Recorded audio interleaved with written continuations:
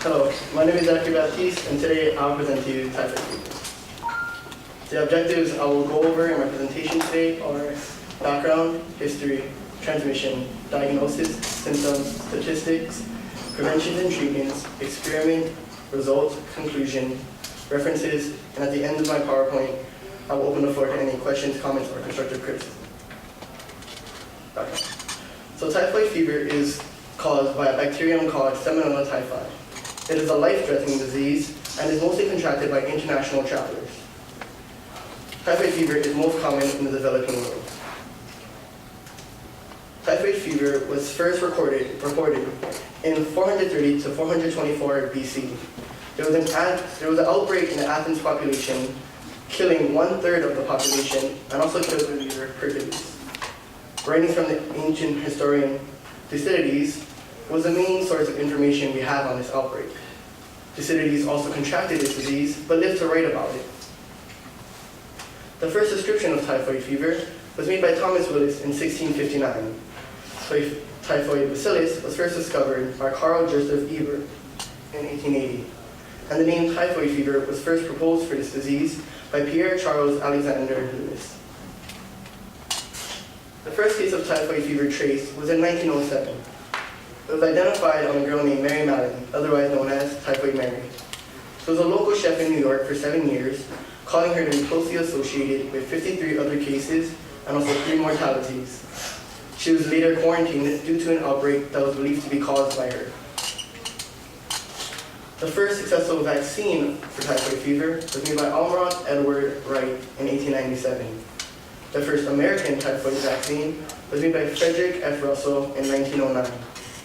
Frederick was an Army physician, and his vaccine immunized the entire Army.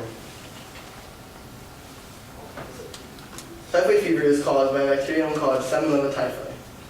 Salmonella typhi is found only in humans, and it is found in the bloodstream and intestinal tract.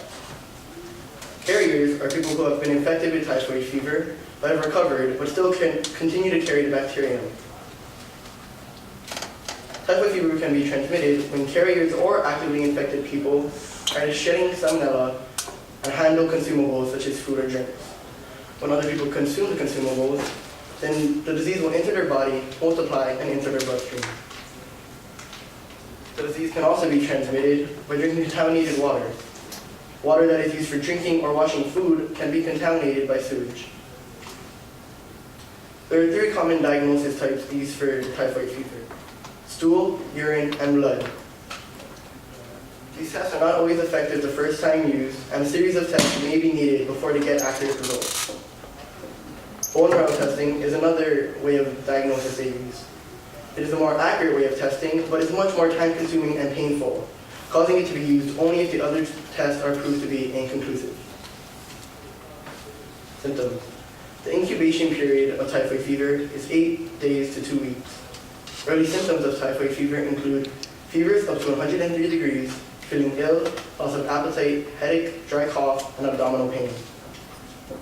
If the disease develops, some symptoms will be severe diarrhea, rose spots rash, which causes red spots to appear on the abdominal and chest, abdominal tenderness, agitation, bloody stools, chills, confusion, attention deficiency, delirium, fluctuating mood, hallucinations, nosebleeds, severe fatigue, lethargic feeling, and weakness. The symptoms usually last 3 to 4 weeks. In the 4th week, the human subject will start to recover from the symptoms, and they will see it start to diminish away. Also starting in the 4th week, your temperature will start to gradually decrease, and in a week to 10 days, it will decrease back to its normal temperature. 1 in 300 people infected with typhoid fever will recover and become carriers. Some complications of typhoid fever include intestinal bleeding, which causes blood to appear in your stool, or your blood pressure to drop, or shock. Another complication is perforated intestine, which causes a hole to develop in a large bowel or a small intestine. 5% of people infected with typhoid fever will incur complications. Statistics. 5,700 cases are reported annually in the US. Of these 5,700 cases, 75% of them are required by international travelers. 21.5 million cases are reported worldwide annually, and 200,000 deaths are reported annually. The mortality rate for typhoid fever is recorded at 12% to 30%. To avoid developing typhoid fever, some prevention tips they use is avoiding developing areas where typhoid fever is still active, avoid unhygienic areas, getting a vaccination 2 weeks before traveling, washing your hands frequently while in active typhoid areas, and avoiding raw fruits and vegetables where you don't know if the water used to clean them was treated or not. More prevention techniques are make sure the food you're eating is hot, avoiding street vendors, and avoiding untreated water. The two vaccines used for typhoid fever is Typhoid VI, which is a single dose injection, which is given 2 weeks before exposure, and Vivotif, which is taken orally, which is 4 pills, one taken every other day. Both of these vaccines are not 100% effective, and repeat doses are required for the effectiveness of the vaccine will start to diminish over time. Antibiotic therapy is the only effective treatment for typhoid fever at the moment. Ciprofloxacin is an antibiotic given to non-pregnant adults. Ceftriaxone is given to pregnant women and children not eligible for ciprofloxacin. More treatments to help when you contract the disease are drinking fluid and having a healthy diet. The experiment I researched was written by the authors Ashraf Md1, Robert Corner, Masahiro Hashizumi, and Emmanuel T. Onji. The purpose of the experiment was to explore the prevalence of typhoid fever in the Dhaka metropolitan area, DMA, of Bangladesh over the 2005 to the 2009 period. Methodology. They did this experiment by taking the records of 11 major hospitals in DMA and analyzing it to differentiate the risk levels of each patient due to their certain variables. The results proved that there's a higher male incident rate than female incident rate, with the male to female ratio being at 1.36. The highest age group incident rate was in the 0 to 4 years age group with 277 cases. Coming in second with the highest was 60 plus years age group with 51 cases. Ages 15 to 17 had 45 cases. The age group 18 to 34 had 37 cases. Ages 35 to 39 had 34 cases. Ages 10 to 14 had 11 cases. And ages 5 to 9 had 0 cases reported.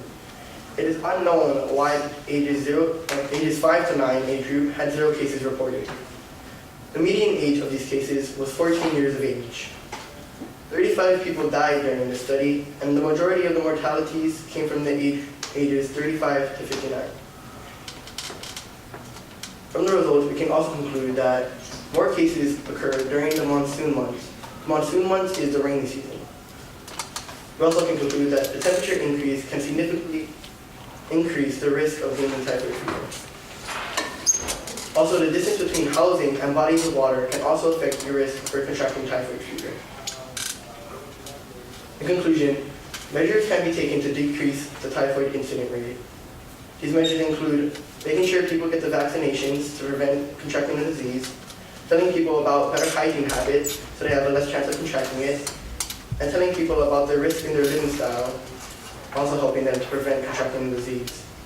You should also reassess the current DMA vaccine policy, which targets older people, and make it target younger children, now that it is proven that there are more cases in the younger children. You should also notify people that live in high-risk area about prevention techniques to help them from contracting the disease. In conclusion, typhoid fever is a life-threatening disease caused by Salmonella typhi, which is found only in humans and in the bloodstream and intestinal tract. Also, age, location, temperature, season, and gender will affect your risk rate of contracting typhoid fever. It is also said that no vaccine at the time is 100% effective for typhoid fever. These are my references I use for my research, and I will now open the floor to any questions, comments, or constructive criticism.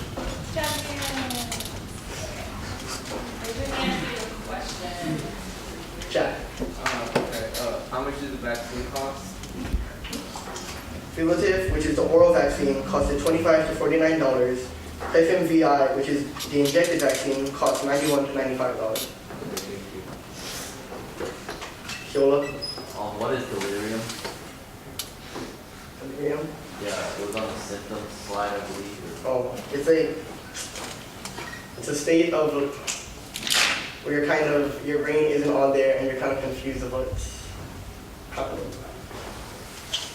So, How come the bacteria is only in humans? that was not covered in my research, but I'll get back to you.